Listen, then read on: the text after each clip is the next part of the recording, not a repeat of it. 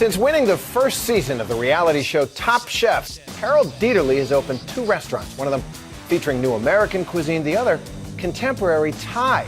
Both places allow him to experiment with classic dishes.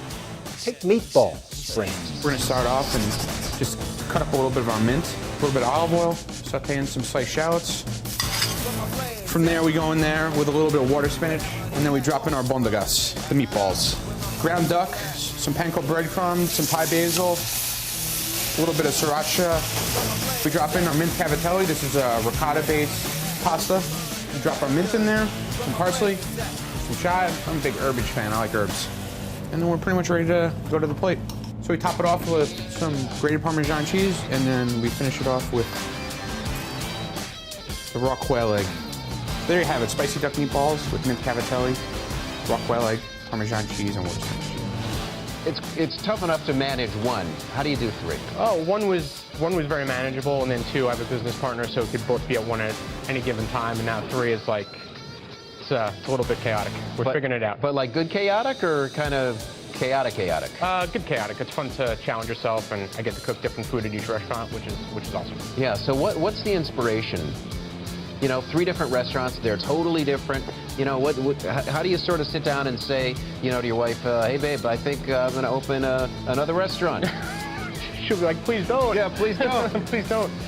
You know, the inspiration behind Perillo when I first won Top Chef was doing new American food, food that I grew up cooking for the better part of my career. And then I took my first trip to Thailand, and I was like, oh my God, I got to cook Thai food. Yeah, right. I love the cuisine. You like the heat? You like the pepper in Thai food? The acid, the pepper, the flavors, you know, all that stuff, and the culture. And then when I opened the Marrow, I wanted to do something, you know, go back home a little bit and do something based on my family heritages. When butter, when margarine? So here at Kin Shop, we have Thai roti, and we use the tub margarine in 2 different areas. We use it inside the dough because it's a water-based dough, and as you know, there's a good amount of water inside the margarine. And it doesn't affect the taste at all? No, it really doesn't. It makes it actually taste quite delicious. Okay. So that's kind of where this is the base dough, and then we got some cooking over here. And then for the butter, you don't want to use margarine in a situation where you're making an emulsified sauce like a beurre blanc.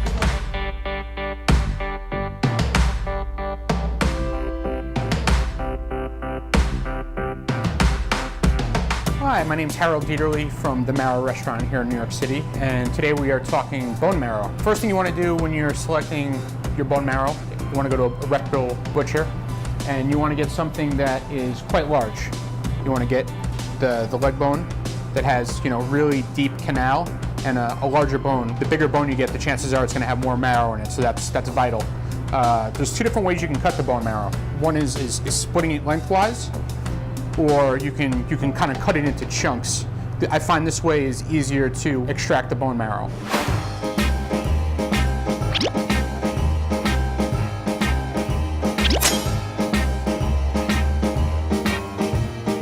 We're gonna do my hangover recipe. Cornflake crusted French toast, soaked in eggnog. We're gonna double down on the rum, so we're gonna do a little rum raisin maple syrup. Let's do it. All right, cool. So first we're gonna start off, we're gonna make some eggnog. All right, so we have some heavy cream, some milk, egg. We're gonna just work with the yolk. We're gonna take some sugar, dark rum, and a very generous amount. A little shot of nutmeg, a little scrape of some vanilla bean. Give this a nice little whisk up. We're gonna make our butter.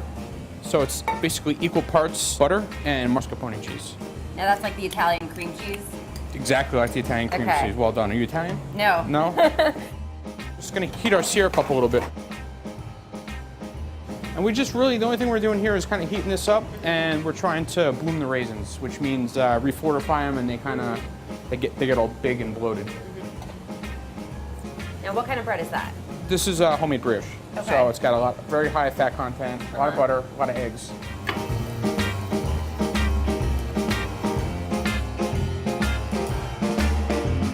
There you have it. You have your cornflake crusted French toast, soaked in eggnog with a little mascarpone butter, rum raisin maple syrup. This is Kin Shop in the Village. It's Thai, modernized by Chef Harold Dieterle, and it's anything but typical. Today we're going to do a soup that immediately, it definitely caught my eye. Tell me about the squidding soup. The squid body, we stuff it with beef brisket.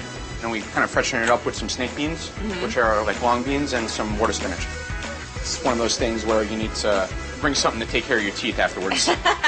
We just put it in a pot and we rock and roll.